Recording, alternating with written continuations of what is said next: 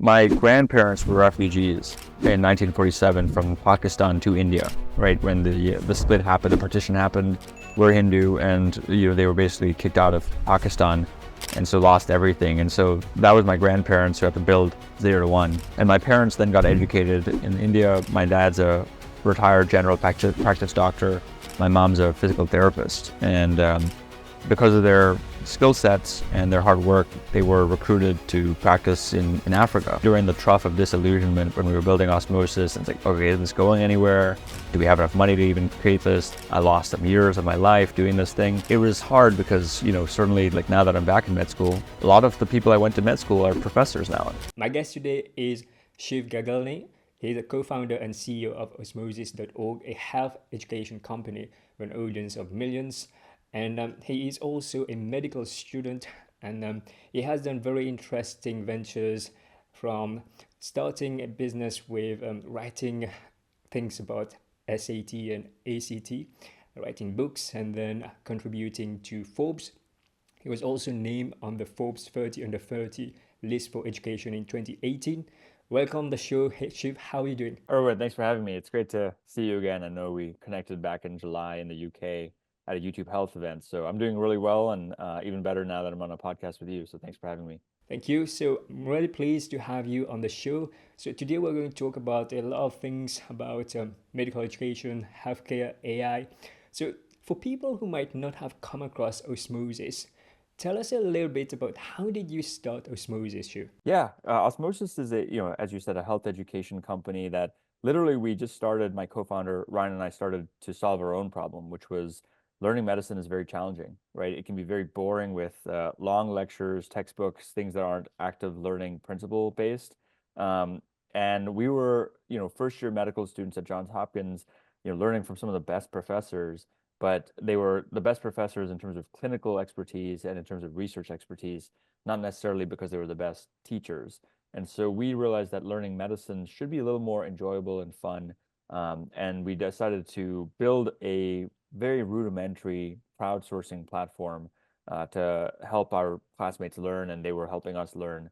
That's why we called it Osmosis, is that knowledge was diffusing between students. That was one of the main reasons we called it Osmosis. And then as we were getting more traction, we decided to take time off and scare our parents in the process, leave med school, and try actually making this thing a company, which I'm glad we did, because fast forward, a decade from that point, now I'm back in med school using Osmosis to learn medicine as I go through my rotations. And we've reached a lot more than 120 classmates at Hopkins. At this point, we have about 4 million registered learners around the world, which has been really gratifying. And because of Osmosis is how I've met people like you as well when I was doing a UK customer tour. So yeah, it's really good to see how you have progressed. And one of the things you mentioned was about how you started Osmosis with one of your co-founders. Tell us a little bit about the idea when you first started it. Yeah, so the simple idea is that we were using a lot of tools to learn medicine. Companies like Blackboard, Quizlet, and these were general purpose education tools. So for example, like Quizlet flashcards, very popular flashcard app, you'd kind of go through and learn how to conjugate verbs, for example, in French or Spanish. And learning language is very different than learning medicine, mainly because language doesn't change very often, whereas medicine does, right? The first line therapy for a disease changes. COVID-19 came out, right? That was a whole new thing that clinicians had to learn, and patients as well.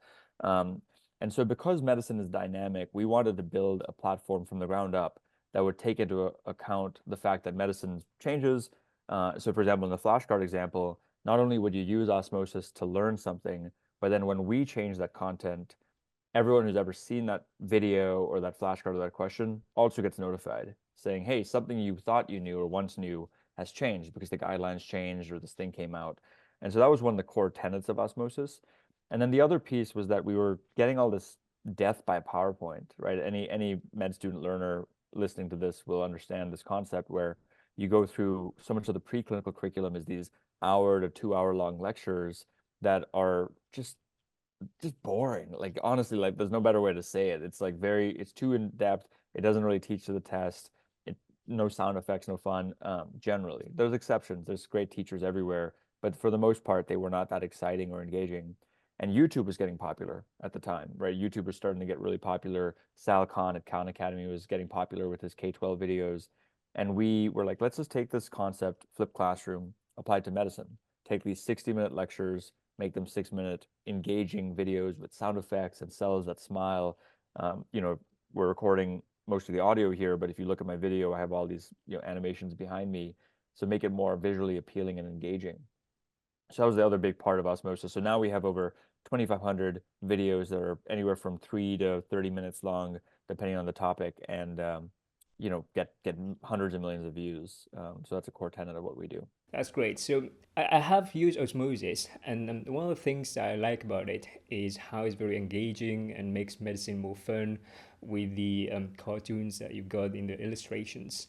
So tell us, how do you learn medicine with Osmosis? Yeah, so there's a lot of people just know us because of our YouTube channel and the videos, which are great, and that's the majority of our usage. And if you go the step further from YouTube and go to actual osmosis.org, now you can choose your own adventure. There's a lot more content on there. So for example, it's one thing to just watch a 6-minute video.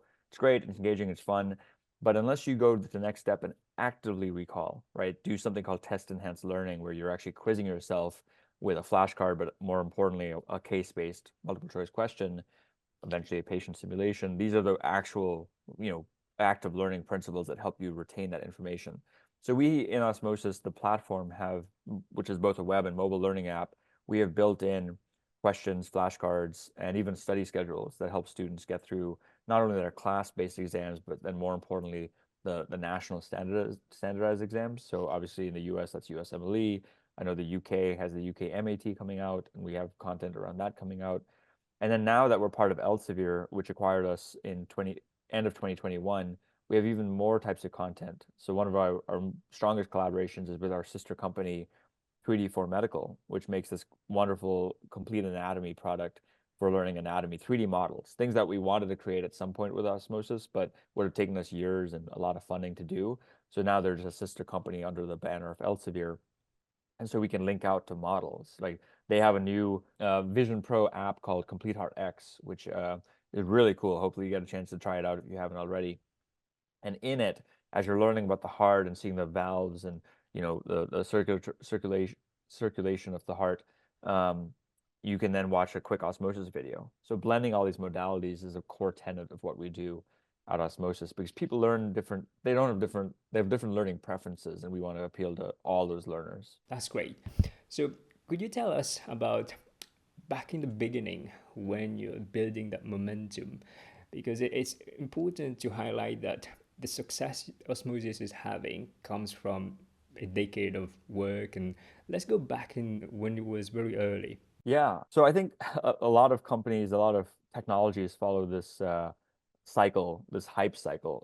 If you look up the Gartner life cycle, I think a lot of them follow it, where there's initially a lot of excitement. And we know this. There are a lot of students, a lot of trainees we know and was probably mentored, who get really excited about an idea, which is important, that passion, that 0 to 1 thinking. And we had that. We're like, oh, wow, we can build this thing and get a bunch of users and it'll be awesome. And so that kind of reality distortion field or optimism, I think, is core to any technology, whether it's AI or it's a company. But then, yeah, and we got traction, right? Like people will be excited about new ideas, and you know, we were winning some education tech awards. We had users going from 0 users to a couple hundred users to a couple thousand. It's pretty exciting. But then things start plateauing, and you know, we're getting a very hard time going from a couple thousand users to like tens of thousands, right? Like we started hitting a wall, and then when that happens, especially the first time, it tends to be very demotivating and discouraging, and that's when a lot of people give up, you know, because it's an uncomfortable place to be, or they get distracted and they try pivoting into all these different areas, and they don't stay focused on the core problem, the value that they're creating.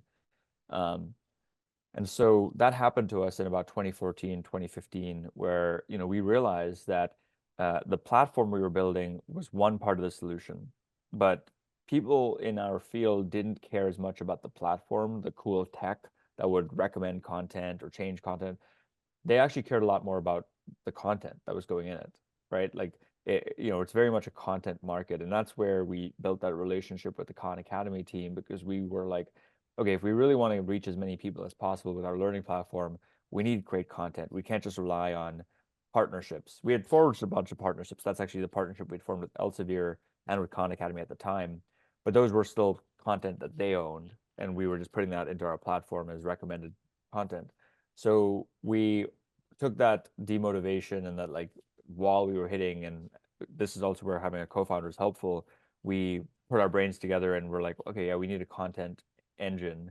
And so that's when we recruited the team that used to run Khan Academy Health to join us and go deeper into healthcare, which was mutually beneficial because Sal Khan at the time wanted to focus on K-12. So he wasn't that interested in committing more resources to building Khan Academy Medicine and Health. And then Rishi Desai, our chief medical officer who ran Khan Academy Health, wanted to go deeper in medical, nursing, and health education. And so it's kind of a match made in heaven. He joined us with a few other Khan Academy folks, and that's when we started growing again. So talking about life cycle, there was a lot of excitement. Then we got to this trough of disillusionment and this plateau, and that's where you just have to kind of grind it out, stay focused, have a good stoic practice. And then we had another inflection point after releasing a couple dozen videos where then it was like, okay, now we're getting learners from all over the world on YouTube coming to our site, creating more accounts, and got to more traction. Plus the scar tissue of the lessons learned in that first period of difficulty helped us stay and carry forward for the other periods that we inevitably faced. That's very interesting to hear. So, when there were setbacks at the time, how did you manage these setbacks? Yeah, so a couple lessons for setbacks. One is developing a strong locus of control, I think is really important. I think a lot of people probably listening to this too, especially if they're in medicine, are people who did really well most of their life academically, right? They got straight A's, and then maybe the first time they got a B or a C in college, very difficult, right? That's kind of their setback. Or, you know, they basically tied their sense of self-worth to external circumstances that are outside of their control. And so that often happens where, like you say, a setback is trying to raise money for your company. You don't get the grant, or the investor says no. Frankly, the first 90 investors say no. Whatever it may be, understanding that this is not a reflection on you and your sense of value as a person. I think it's important to develop that sense of self-worth, regardless of what happens in your life, because there are a lot of things that will happen in your life that are totally outside of your control.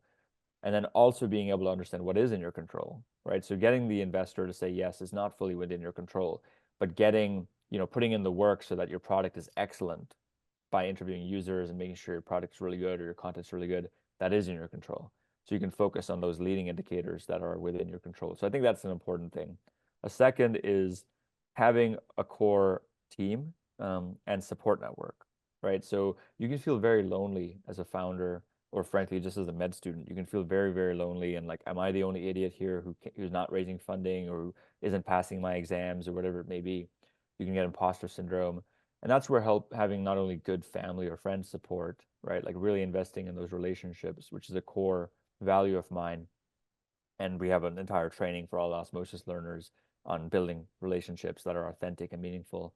Um, so having that is important, but also having the co-founder, as I mentioned, and having those first few teammates be really important people, because it was really that got us through some of the tough times. For example, a competitor, a much larger, well-funded competitor, decided to copy some of what we were doing early on, and I, was very unhappy about that, and it was very demotivating and very demoralizing. But fortunately, my co-founder had a different view on it, and we were able to overcome that because when I was down, he was fine or high. When I was high, he was maybe, or when he was down, I was high. So we were able to balance each other out and be a buffer. Um, that's another way to deal with setbacks. And then a third, just more philosophical view on setbacks is that, hopefully people here have experienced setbacks enough to reframe them in the way that I think is most helpful, at least that I found so far. That's a core tenet of Stoic practice. The Obstacle is the Way, which is a good book by Ryan Holiday, where like you reframe all obstacles, all so-called failures, all so-called regrets as actually important parts of your development as a person. And so if you can, instead of regretting things in the past, view anything that happened to you, whether it's a failed relationship or a failed company or a failed exam or you didn't get into the school you wanted or whatever, if you view that as kind of a blessing in disguise, that's just something for you to learn from and grow from. I think that's just a way to win every time, right? You've probably heard the term heads I win, tails you lose. I think if you can do that with life, where it's like, anything that happens, whatever it is, you win because you're alive and you're experiencing consciousness. So that's very philosophical, but I think if learners or listeners can train that within themselves, they can do anything. That's a very strong way of thinking and very empowering. So you mentioned about your parents or like family members were a bit scared when you started it. So during these times when things were very difficult, were there times where you thought, my friends are graduating, they're becoming doctors, and me, I'm just doing this startup and going through the VC back route? What were the mindsets and the talk in your mind? Definitely. I mean, some of those early days, especially when you're younger, there's a lot of comparison and envy, and it's a common thing. It's very hard to overcome. Charlie Munger, who, as I'm sure you know, passed away recently, but he had an amazing set of expressions and quotes. Basically made the point that the world's problems are not due to greed. People often say greed is bad. Greed itself is not bad. It's really envy, he would say, is the worst thing because you can be doing extremely well. All of us are. We're on a podcast. We're living in great countries with lots of financial security relative to 99% of humanity, past and present. But like if you start going on social media and seeing, and then you get this distorted sense that everyone has a private jet and everyone is crushing it, and you know, you're comparing your low light reels, your blooper reel, to everyone's highlight reel, which is what LinkedIn, Twitter, and Instagram are. And so I have a love-hate relationship with LinkedIn, which I'm sure we'll get into, where I think it's an important place and a good place to connect with people, but also gives you a distorted sense of what everyone's going through and how everyone is thrilled to announce that they're doing X, Y, Z. I've contributed to that too. So envy is a tough emotion that I think I still struggle with. I mean, everyone I'm sure struggles with it, but like I particularly would encourage listeners to to meet envy and understand what it where it's coming from and find ways to tame it. And one of the best ways is through gratitude for what you have versus wanting what you don't have. And the reason I say that is because, yes, especially during the trough of disillusionment when we were building Osmosis, and it's like, okay, is this going anywhere? Do we have enough money to even create this? I lost some years of my life doing this thing. It was hard because, certainly like now that I'm back in med school, part of why I've come back is to experience the fact that experience discomfort, be uncomfortable again. Um, a lot of the people I went to med school are professors now, assistant professors here at Hopkins, or, and that's great. I actually really enjoyed because it's good to catch up with them versus, oh man, I'm so far off, whatever. Um, so eliminating comparison is important because a lot of our listeners, I think, inherently are competitive and were top of their class. And then when they get into these later like their expectations get different. They're like, by the time I'm 30, I should be a neurosurgeon or I should be a successful founder. Because even the Forbes 30 under 30 thing, I love that community, but it's I think led to a lot of hurt and pain for a lot of people who apply and then don't get it, not realizing that so much of this is just luck. It's just luck. I mean, when you can fill that class or a med school class or the Forbes 30 under 30 class 10 times over and not sacrifice quality just because there's so many people who qualify for any of that stuff. So anyways, long way of saying, I think the encouragement is like, don't compare like what you're going through to other people because that's just an unhelpful thing to do. Learn from other people, right? Look at what other people are doing and learn from them and be like, I can do that too, but don't compare yourself to them, compare yourself to yourself. That's very insightful. Yeah. So yeah, it's very difficult to not compare when there's so many things that we see every day on social media, on LinkedIn, and when you're seeing somebody else. So it's just human nature to compare. But then sometimes when we think about if I had this, I'll be happy, or when I get this, I'll be happy, then it's just not very healthy. And a lot of the times, once you get it, you're probably wanting something else then. It's just never ending. Totally. One of the best books I read on the subject is a recommendation from my sister and brother-in-law, Anushka and Abhishek. It's called The Gap in the Gain. Very short book. The authors of that book also write a bunch of other really good books. Very short. I highly recommend it. Where basically a lot of us fall into this gap thinking, where they're like, I'm so far away from this next goal I have, which inevitably you create another goal, versus the gain, where it's if you look back, there's so many things that you have now that you wish you had before. And this definitely applies to people in medicine, where like at one point you were wishing you could get into med school. Now you're a doctor, and like, you forget the fact that like you are a doctor, which your 15-year-old self was like wishing you could be someday. You've gained it, right? Maybe you aren't happy with your day-to-day life practicing right now, but like that's no regret. Just like look at what's the next step you can take to fulfill the next dream you have.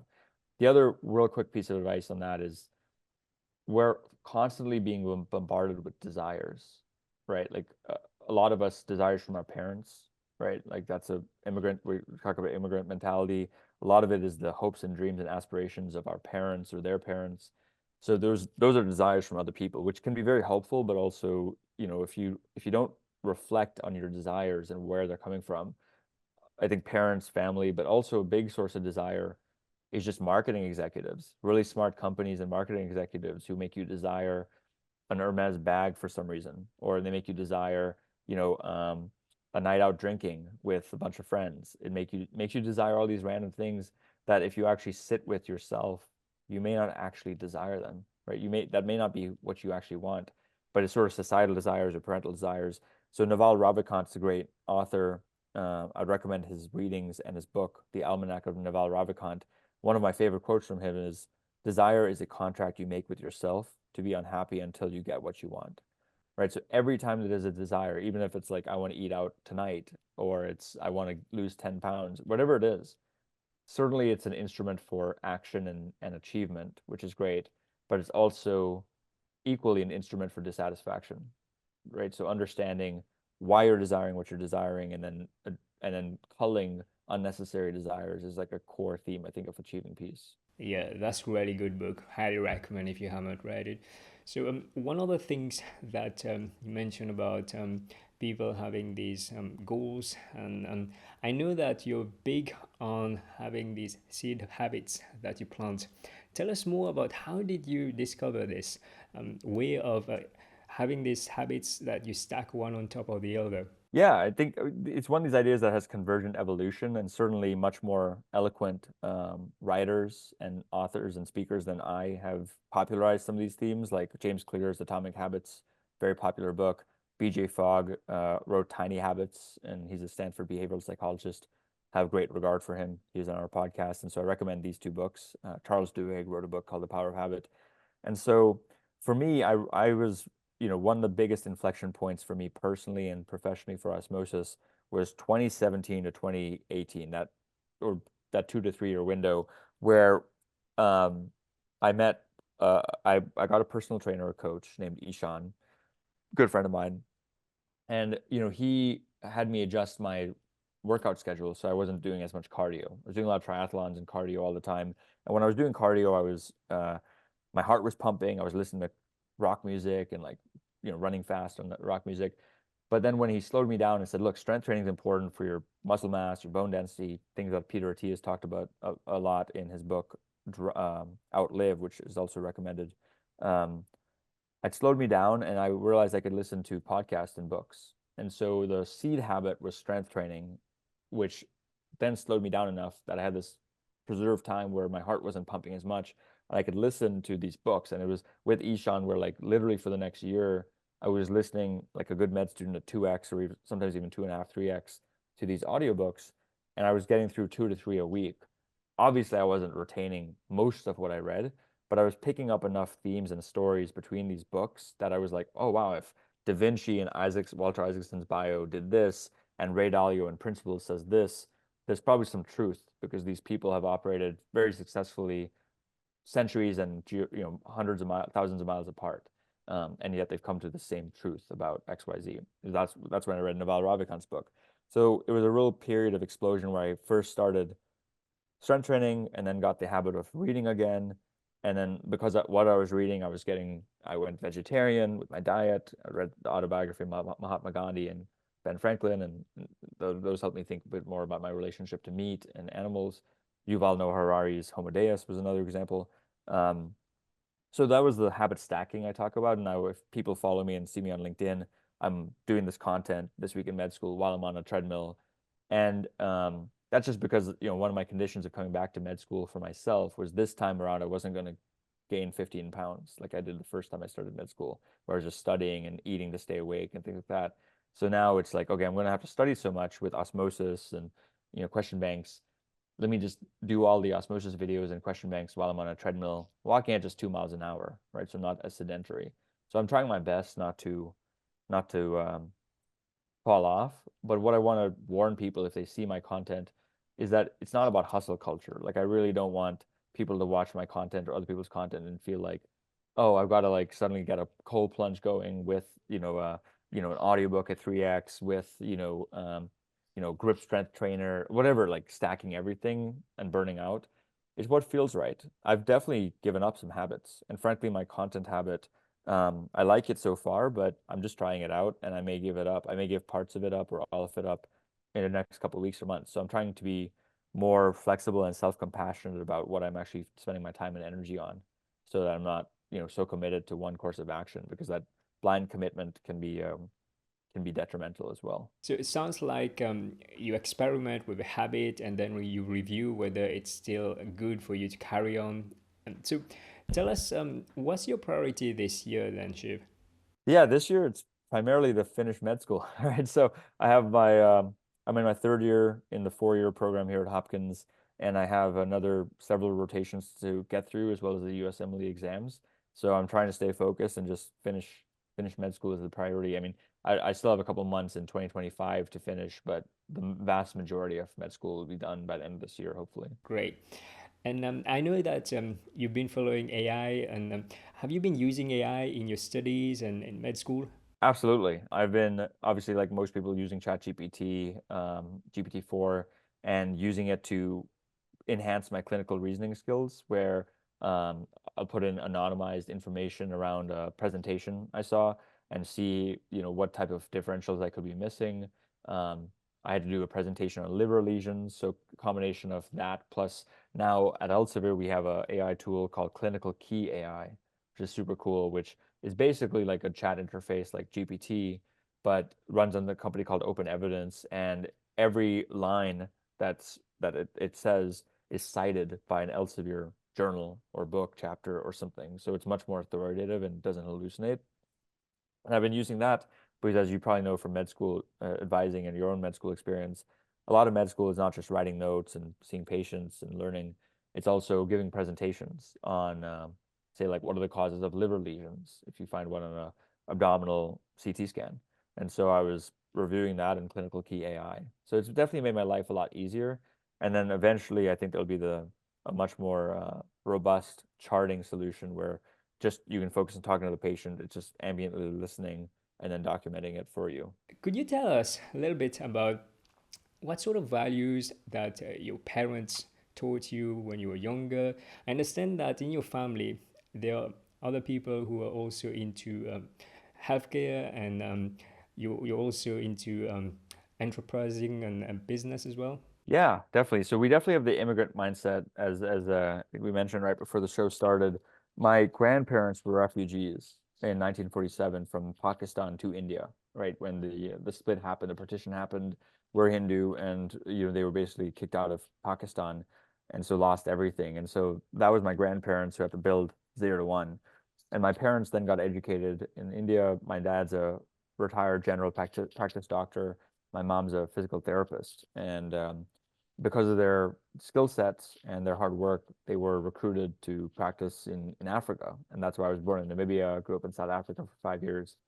And then we moved to Florida because there were a lot of elderly people in Florida in the US, and my mom's physical therapy needs were she was needed there.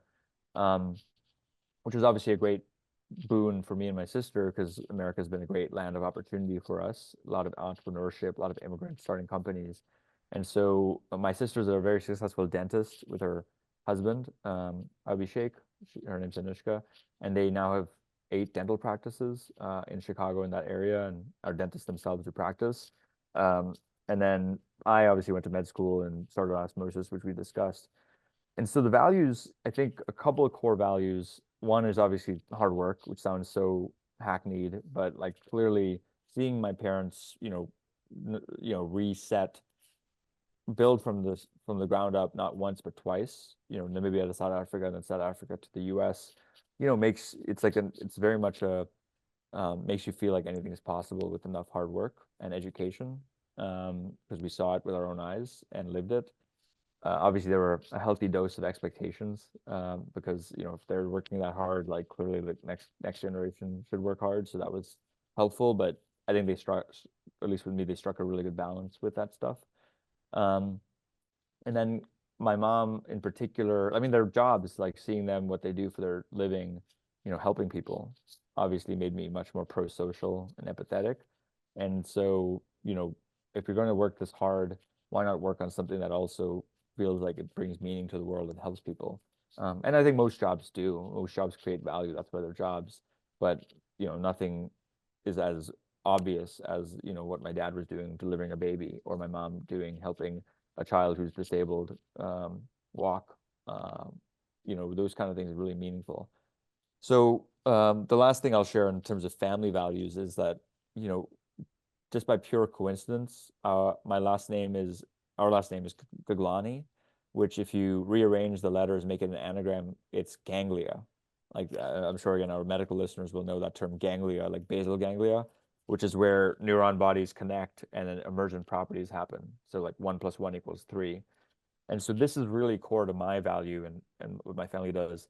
I've even named my uh, venture fund or arm or around it. It's called Ganglia Ventures because I believe very strongly in relationships and connectivity, where you can connect ideas to ideas, connect ideas to people, and connect people to people. And when you do this, magic can happen, right? The fact that my co-founder and I randomly connected at Hopkins was the birth of Osmosis. Obviously, with a lot of other people and ideas coming in. You and I connecting randomly at an event at YouTube Health in the UK in July, and now we're talking here and shared our love for the fact that you're from Mauritius. I've been to Mauritius when I was young. Maybe we collaborate in some way moving forward, or I introduce you to someone, or you introduce me to someone who's a good collaborator as well. So I love that. That's a core value of mine is connectivity and relationships. That's great. So, one of the things that I like about your approach is, although we've talked about competitors, but you're very much into collaboration and paying it forward. We have a very long career, and usually, when you have that good reputation, people will actually come back to you, and you're playing a very long game, whereas a lot of people are just playing very short-term game. Yeah, yeah, totally. And I mean, you've read Naval Ravikant's book. I'm sure you've seen Peter Thiel's book, "Competition is for Losers," is a chapter in his book, 0 to 1. And I believe in firmly where like, Naval's view is you aren't competing with anyone if you're the fullest and truest expression of yourself, because nobody can compete with you being authentically yourself. And so, yeah, I mean, I don't like conflict. I'm a people pleaser. I'm conflict avoidant. So that's some work I have to do myself. But in general, the only reason there's conflict is because we're thinking it's a zero-sum game, right? It's transactional and zero-sum game. In most things, things aren't zero-sum.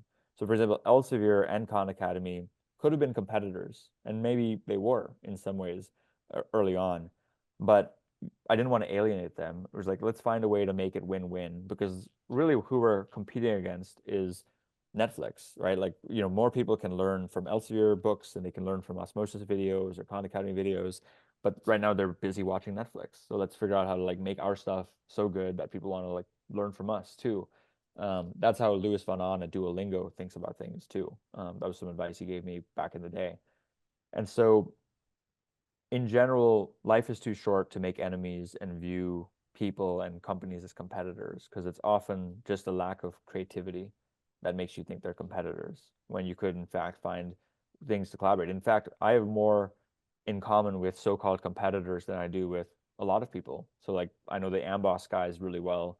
Stevert is one of the founders, and I've had drinks with Majid, Lecturio people, online med ed people, friends with most of them, if not all of them, when they're also infinite game thinkers, and we can find ways to collaborate. So like Rishi at Khan Academy, initially a competitor, became part of our team, and then we joined Elsevier, and like together we can do a lot more. So Yeah, that's the mentality I have is like let's be collaborative, let's be friends as opposed to competitive enemies. That's great. So I know that you also went to Harvard for your MBA. What were the key learnings from the MBA? It's funny, there's a tweet that has two books side by side where one book is what they teach you at Harvard Business School, and then the other book title is what they don't teach you at Harvard Business School.